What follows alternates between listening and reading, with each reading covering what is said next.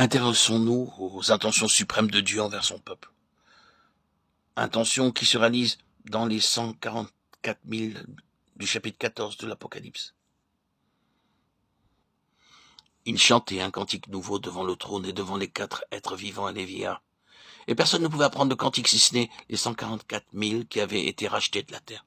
Ce sont ceux qui ne se sont pas souillés avec des femmes, car ils sont vierges, ils suivent l'agneau partout où il va. Ils ont été rachetés d'entre les hommes comme des prémices pour Dieu et pour l'agneau. Et dans leur bouche, il ne s'est point trouvé de mensonge, car ils sont irréprochables. Apocalypse 14, 1, 5. La pensée suprême de Dieu consiste à s'acquérir un peuple qui vive le plus près possible de lui, en osmose spirituelle avec lui. Cette question de position, de disposition, de distinction et d'héritage est d'ordre spirituel. Mettez de côté vos notions de géographie. Point n'est besoin de se tourmenter pour savoir où se trouve le ciel. Nous pourrions passer le restant de nos jours à essayer de le localiser et cela ne mènerait nulle part. D'aucuns ont tenté de nous dire sur quelle planète se trouvait le ciel, mais personne n'a pu confirmer la véracité de ces dires. Mais voyez-vous, il s'agit de proximité spirituelle. Il serait tout à fait possible. Oui, glorieusement possible, quel que soit l'endroit où nous sommes, de se trouver au ciel, suite à une visite en grâce de l'Éternel, sans pour autant quitter le lieu où nous nous trouvons. Et on s'exclamerait, c'est fantastique, merveilleux. Il n'y a rien d'aussi glorieux, d'aussi merveilleux et d'aussi sublime que cela. Peut-être n'avez-vous jamais fait cette expérience? Pourtant, elle est possible.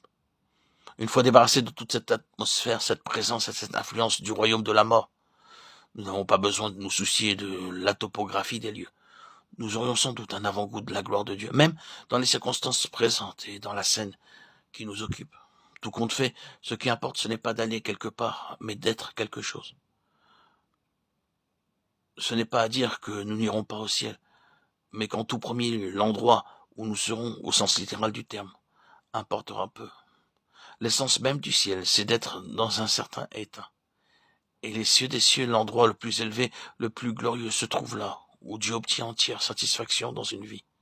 Rien ne peut surpasser le fait de savoir que l'être divin est comblé dans une vie, qu'il a obtenu ce que son cœur désirait. Et j'ose dire que ceci peut, dans une certaine mesure, être mis à l'épreuve tout au long de notre pèlerinage terrestre.